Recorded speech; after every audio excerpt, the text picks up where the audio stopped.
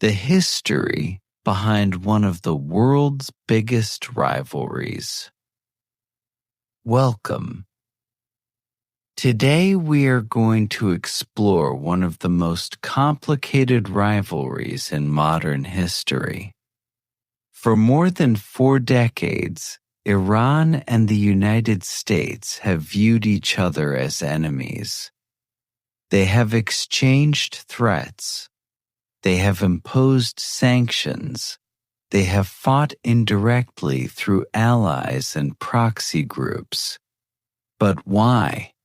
How did two countries that were once close partners become bitter rivals?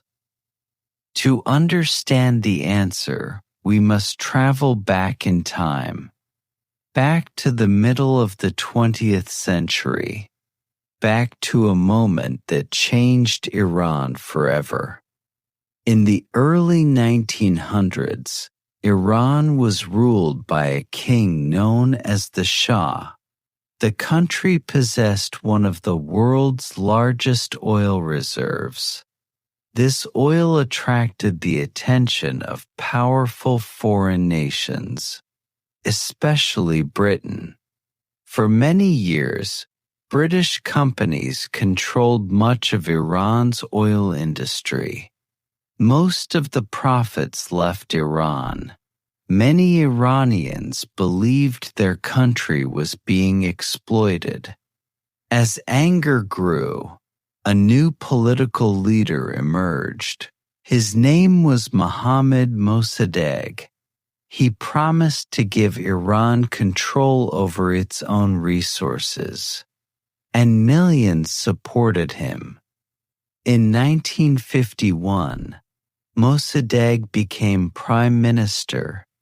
One of his first major actions was to nationalize Iran's oil industry. Many Iranians celebrated, but Britain was furious. The British government asked the United States for help. At the height of the Cold War, American leaders feared that instability in Iran might benefit the Soviet Union. In 1953, the CIA and British intelligence helped organize a coup. Mossadegh was removed from power. The Shah returned with greater authority. For Americans, this was a strategic victory. For many Iranians, it was foreign interference in their democracy. This event would leave a wound that never fully healed. After the coup, the Shah became one of America's closest allies in the Middle East. The United States provided military aid, weapons, and economic support. The Shah launched modernization programs. New roads, schools, and industries appeared, but not everyone benefited. Many Iranians felt that political freedoms were disappearing. Opponents were often arrested by the Shah's secret police. Religious leaders also criticized the government's Western influence.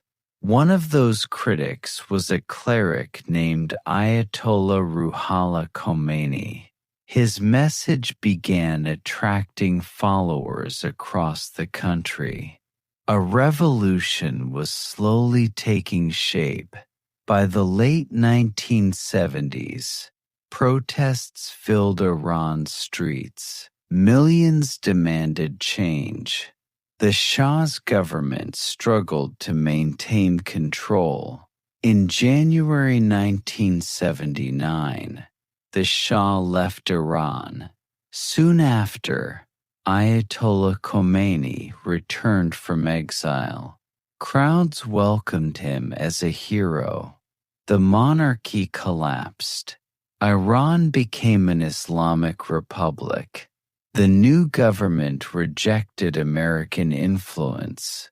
Many revolutionaries believed the United States had supported years of oppression under the Shah. Trust between the two nations quickly disappeared. A major confrontation was about to begin. In November 1979, Iranian students stormed the American embassy in Tehran. They seized dozens of American diplomats and staff. The hostages were held for 444 days. Television audiences around the world watched the crisis unfold. Americans were shocked and angry. In Iran, many saw the embassy as a symbol of foreign interference. The hostage crisis destroyed relations between the two countries. The United States imposed sanctions. Diplomatic ties were cut. From that moment on, hostility became the new normal. Throughout the 1980s, tensions continued. When Iraq invaded Iran in 1980, the United States provided support to Iraq. The war lasted 8 years and caused enormous suffering. Iran never forgot America's role. In 1988, a tragic event made relations even worse. An American warship accidentally shot down an Iranian passenger airplane. All 290 people on board were killed. The tragedy deepened mistrust. Both countries increasingly viewed each other as threats. In the 2000s, Iran's nuclear program became a major issue. Iran insisted its program was for peaceful purposes. The United States and several allies feared Iran might develop nuclear weapons. International sanctions intensified. Iran's economy suffered. Inflation rose. Jobs became harder to find. At the same time, Iran expanded its influence across the Middle East through allied groups and regional partners. American officials viewed these activities as dangerous. The rivalry entered a new phase. In 2015, a major agreement was reached. Known as the nuclear deal, it aimed to limit Iran's nuclear activities in exchange for sanctions relief. For a brief moment, tensions seemed to ease, but disagreements remained. In 2018, the United States withdrew from the agreement. Relations worsened again. Then, in January 2020, a dramatic event shocked the world. The United States killed Iranian General Qasem Soleimani in a drone strike. Iran responded with missile attacks against American bases in Iraq. Many feared a larger war was about to begin.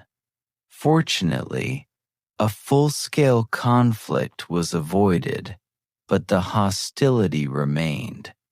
Today, Iran and the United States continue to disagree on many issues. Their conflict is shaped by history, politics, security concerns, and deep mutual distrust. For Americans, events such as the hostage crisis remain powerful memories. For many Iranians, the 1953 coup and decades of foreign involvement are impossible to forget. Each side remembers different parts of the story, and those memories continue to influence the present. Understanding this history does not solve the conflict, but it helps explain why these two nations remain rivals after so many years. The relationship between Iran and America is not simply about today's politics. It is a story that began generations ago, and its impact is still felt around the world. Thank you for watching.